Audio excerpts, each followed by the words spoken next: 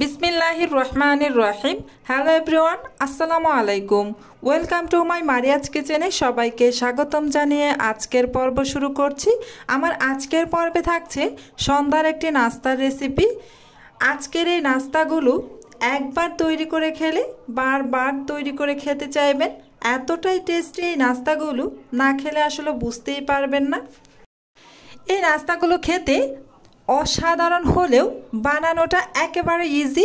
ঘরে থাকা সাধারণ কিছু উপকরণেই অসাধারণ টেস্টি এই নাস্তাগুলো তৈরি করে নিতে পারবেন। চলুন তাহলে আর কথা না বাড়িয়ে শুরু করি। প্রথমে আমি একটি বড় সাইজের বাটি নিয়ে নিলাম। এতে এখন 2টি ডিম আমি ভেঙে দিয়ে দিচ্ছি।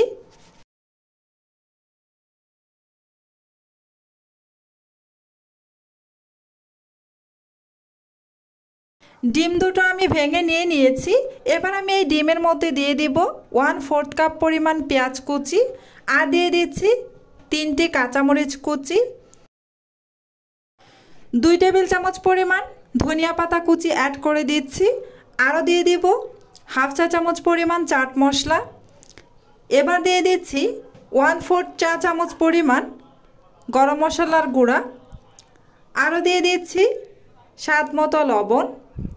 এবার আমি সমস্ত উপকরণ একটা কাঁটা চামচের সাহায্যে খুব ভালোভাবে ফেটিয়ে নেব।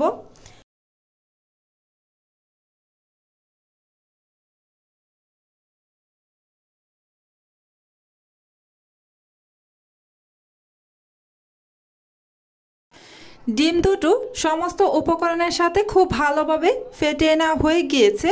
এবার আমি এই বাটিটাকে একটা সাইডে রেখে দিয়ে আবারও আমি আরও একটা বাটি নিয়ে নিলাম।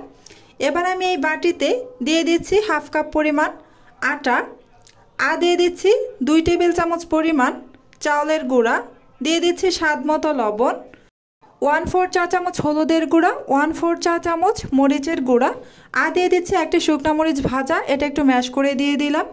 এখন দিয়ে দিচ্ছি 1/4 চা চামচ পরিমাণ আদা রসুন বাটা, আর 1/4 কাপ পরিমাণ ধনিয়া পাতা কুচি। প্রথমে এবার আমি সব কিছু একসাথে একটু মিশিয়ে নিচ্ছি।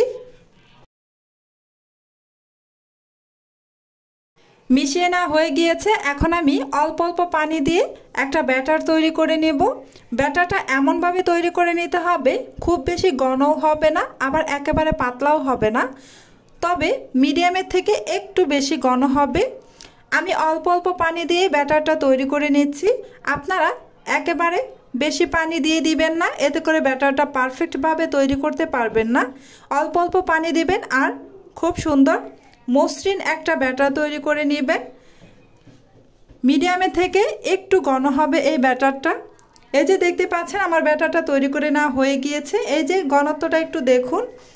ব্যাটারটা একেবারে পাতলা করা যাবে না, মিডিয়ামে থেকে একটু বেশি ঘন করে ব্যাটারটা তৈরি করতে হবে। এবার আমি এই ব্যাটারটাকে ঢাকা দিয়ে রেখে দেব প্রায় 10 মিনিটের মতো। এবার আমি চলে যাচ্ছি চুলায় একটা ফ্রাই প্যানে আমি কিছুটা তেল গরম করে নিয়েছি। এবার আমি এতে ডিমের অমলেটটা ভেজে নেব, তাই ফেটিয়ে রাখা ডিমগুলো দিয়ে দিলাম, দিয়ে একটু গোল করে দিচ্ছি। ডিমের নিচের অংশটা যখন সাদা ভাব হয়ে আসবে তখন ডিমটাকে আমি ফোল্ড করে নিব। এই যে দেখতেই পাচ্ছেন আমি ডিমটাকে কিভাবে ফোল্ড করে নিচ্ছি। এই ডিমটাকে একটু লম্বালম্বিভাবে ফোল্ড করে নিতে হবে। এই তো আমার ডিমটা ভাজা হয়ে গিয়েছে। এবার আমি ডিমটাকে একটা প্লেটে নামিয়ে নিচ্ছি। এবার আমি একটা নাইফের সাহায্যে এই ডিমটাকে লম্বালম্বিভাবে একটু কেটে নিব। দেখতেই পাচ্ছেন, আপনারা দেখে নিশ্চয়ই বুঝতে পারছেন আমি কিভাবে কেটে নিচ্ছি। আমি একটু মোটা মোটা করেই কাটছি, আপনারা চাইলে এর চাইতেও আরও চিকন করেও কাটতে পারেন। সবগুলো কেটে না আমার হয়ে গিয়েছে। এবার আমি চলে যাব চুলায়। যেই প্যানে আমি ডিমের অমলেটটা ভেজেছিলাম সেই প্যানের মধ্যে আরও কিছুটা সয়াবিন তেল দিয়ে দিচ্ছি নাস্তাগুলোকে ভাজার জন্য। আর এদিকে যে ব্যাটারটা আমি 10 মিনিটের জন্য রেস্টে রেখেছিলাম সেই ব্যাটারটা আমি আবারও কিছু সময় একটু ফেটিয়ে নিচ্ছি। এই যে আমার ফেটিয়ে নেওয়া হয়ে গিয়েছে। এবার আমি একটি ডিমের স্লাইস নিয়ে নিচ্ছি। এবার এই ব্যাটারের মধ্যে আমি চুবিয়ে নিচ্ছি। এবার আমি তেলের মধ্যে দিয়ে দিব একটা একটা ডিমের স্লাইস। এভাবে ব্যাটার ডিমের স্লাইসে লাগিয়ে সবগুলো দিয়ে দিব। আমরা যেভাবে বেগুনি বা আলুর চপের গায়ে ব্যাটার লাগিয়ে থাকি ঠিক সেভাবেই এই ডিমের স্লাইসগুলোকেও ব্যাটারের সাথে লাগিয়ে নেব। এই যে দেখতেই পাচ্ছেন আমি সবগুলো নাস্তা তেলের মধ্যে দিয়ে দিয়েছি। এবার চুলার আঁচ মিডিয়ামে রেখে উল্টে পাল্টে এই নাস্তাগুলোকে কালার করে ভেজে নিব।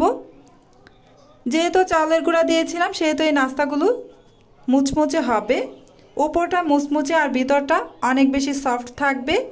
এই যে দেখতেই পাচ্ছেন আমি চুলার আঁচ মিডিয়ামে রেখে উল্টে পাল্টে নাস্তাগুলোকে মুচমুচে করে ভেজে নিয়েছি। আমার নাস্তাগুলো হয়ে গিয়েছে, এবার আমি নামিয়ে নিচ্ছি। সেম প্রসেসে বাকি নাস্তাগুলো আমি ভেজে নেব। আমার 2টি ডিম দিয়ে এখানে নাস্তা হয়েছে প্রায় 11টির মতো।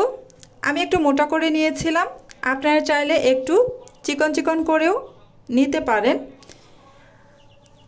আমার আজকের এই রেসিপিটা আপনাদের কাছে কেমন লেগেছে কমেন্ট করে জানাবেন, একটি লাইক দিয়ে দিবেন। আজকের মতো এখানেই শেষ করছি, আবারও দেখা হবে পরবর্তীতে কোনো নতুন রেসিপির সাথে। আপনারা অনেক বেশি ভালো থাকবেন, সুস্থ থাকবেন, আমার জন্য দোয়া করবেন। আল্লাহ হাফেজ।